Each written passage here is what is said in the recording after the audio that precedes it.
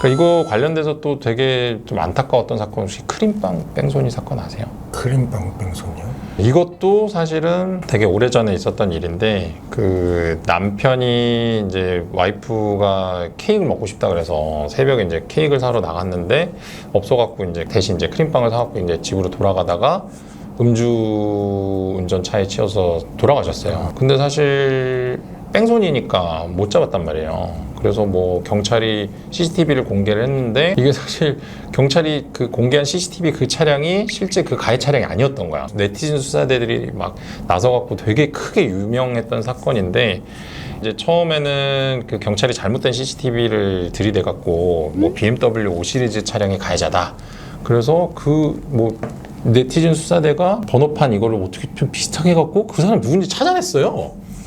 근데 보니까 그 사람은 전혀 아니었던 거고, 그러니까 경찰이 이제 CCTV를 잘못 공개를 한 거죠. 그래서 결국엔 좀 윈스톰 차량인가? 뭐 아무튼 그 차량인 거를 밝혀내고, 가해자가 이제 이렇게 뭐 좁혀지고 있을 무렵에 이제 이 사람이 자수를 한 사건이거든요. 이 사람 자수했을 때 뭐라 그랬냐면요, 자기가 소주를 4병 마셨다 그랬어요. 그러니까 뭐 완전히 만취 상태에서 운전을 했다고 인정을 한 거죠. 근데 결국에 이제 재판에 가서는 변호사를 선임을 했을 거 아니에요. 변호사는 이제 자기 할 일을 해야 되니까. 근데 사실 술 4병을 마셨다, 소주 4병을 마셨다라는 얘기는 한 건 사실인데, 그러면 경찰, 검찰 니네가 이 사람이 혈중 알코올 농도 수치가 면허 정지 이상의 수치인 것을 입증을 했니? 그러니까 이제 거기 경찰은 뭐 또 이 사람 몸무게라든지 술을 마신 뭐 양을 따져서 뭐 이렇게 막 엄청 계산을 해갖고 이 당시에 이런 수치일 것이다 라고 얘기했는데, 결국 이 사람 그 음주운전에 대해서는 무죄됐어요. 사실 되게 좀 너무 안타까운 게, 검찰이 5년 구형했는데 3년형 받았거든요. 그리고 대법원에서 이게 3년형이 확정이 됐는데, 솔직히 이 사람이 만약에 음주운전까지 붙었다면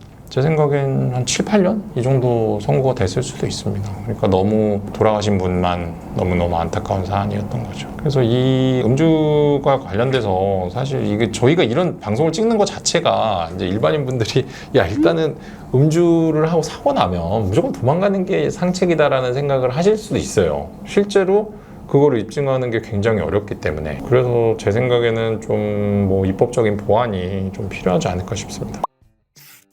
그래서 제가 좀 생각을 해본 게, 그러면 이렇게 도망가는 사람들을 처벌하기 위해서 뭐 어떻게 해야 될까? 음주 측정 불응죄라는 게 그래서 생긴 거거든요. 사실 안 불어버리면 수치가 안 나오는 거잖아요. 그러면 이 사람을 음주운전으로 처벌할 수가 없는 것인가? 그런 어떤 공백을 메꾸기 위해서 측정 불응 행위에 대해서는요, 굉장히 처벌 수위가 높습니다.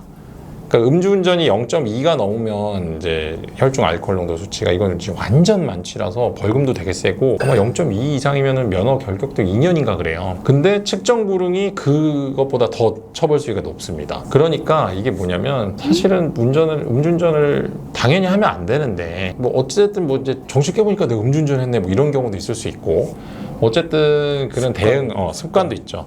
대응을 하는 경우에 있어서 불라고 하면 부세요. 소주를 한 두세 병 마셨는데 0.079가 나올 수도 있습니다. 그러면 정지예요, 100일.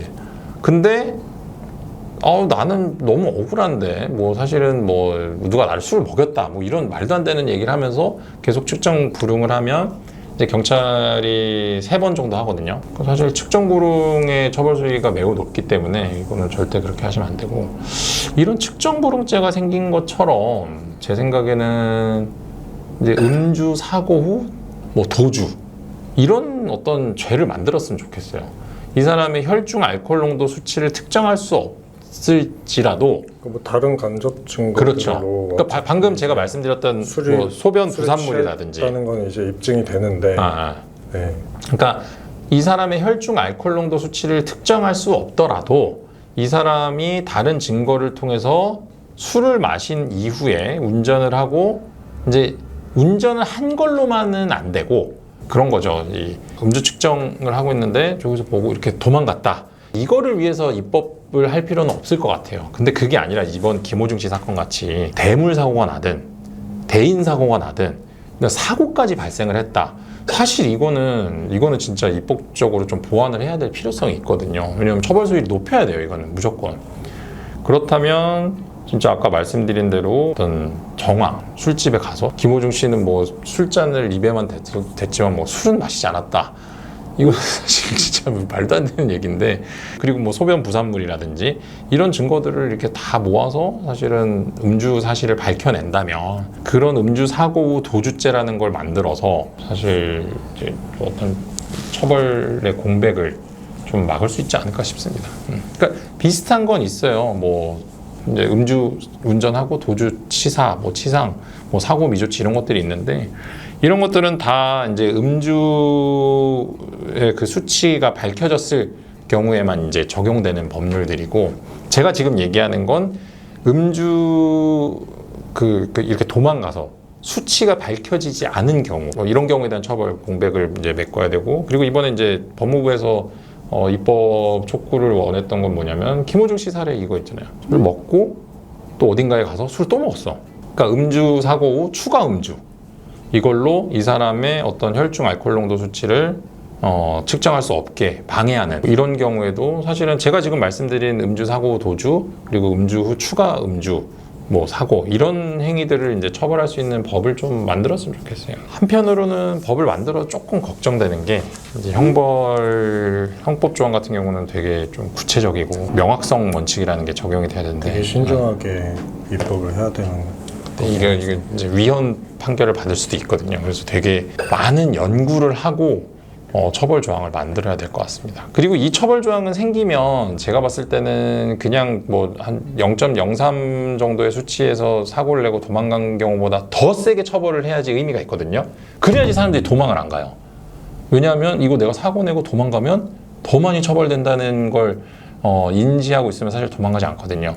사실 측정불응도 일반인 분들이 그냥 불어서 처벌되는 것보다 처벌 수위가 더 높다는 걸 인지하고 있으면 측정불응 안 합니다. 근데 이제 이거는 사실 잘 몰라요. 많은 분들이. 그리고 안다 하더라도 뭐 사실 이제 술에 취하면 이제 판단 능력이 좀 떨어지니까 그럴 수도 있는데, 아무튼 이런 입법적인 좀 보완이 좀 필요하지 않을까 싶습니다. 저는 이제 음주운전에 대해서 굉장히 좀 민감한 편이라서, 그래서 대부분은 이제 술자리 갈 때 차를 안 가져가거나. 그게 제일 좋죠. 제일 좋죠. 본인도 그리고 모르는 사이에 이제 운전을 하는 경우가 사실 있어요. 되게 많아요. 그래서 그게 제일 많으니까. 제일 많은 사례가 뭐냐면, 음주 후 이거 불어서 걸리는 사례 잘 없어요. 대부분 걸리는 게 뭐냐면요, 자기가 술 엄청 먹고 운전하고 가요. 기억도 못해.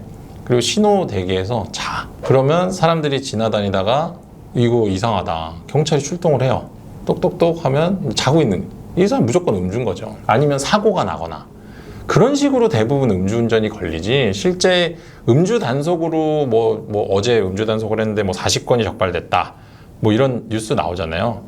실제로 그 40건이 적발될 동안 지금 이렇게 잠들거나 이렇게 사고가 나거나 훨씬 많아요. 그러니까 실제로는 이제 단속으로 걸리는 경우보다는 그런 경우가 훨씬 많죠. 그리고 하나 더 말씀드리면, 이제 제일 조심해야 될 게, 뭐 그 전날 소주 한 대병 먹고 그 다음날 아침에 딱 일어났는데 해보니까 알코올 냄새가 나. 근데 뭐 하루 자고 일어났으니까 괜찮겠지 싶어서 그때 운전대를 잡는다. 그럴 때 사람들이 생각하는 게 뭐냐면, 아니 아침인데 경찰이 아침에 나와서 음주 단속을 할까? 실제로 거의 없어요. 아침에 음주 단속으로 걸리는 경우는 이 사람이 정말 전생에 뭘 잘못을 했거나 정말 재수가 없는 사람이 아니고서는 음주 단속에 걸리진 않는데, 이런 거예요. 나 멀쩡히 운전하고 있는데 누가 와서 받았어. 그러면 사실 경찰이 이제 사고 현장에 출동을 안 할 수도 있는데 대부분 하거든요. 그럼 이 경찰이 와서 제일 먼저 하는 게 뭐냐면요, 이 받은 사람과 저의 음주 측정을 합니다. 나는 받쳤는데요? 그래도 하셔야 돼요.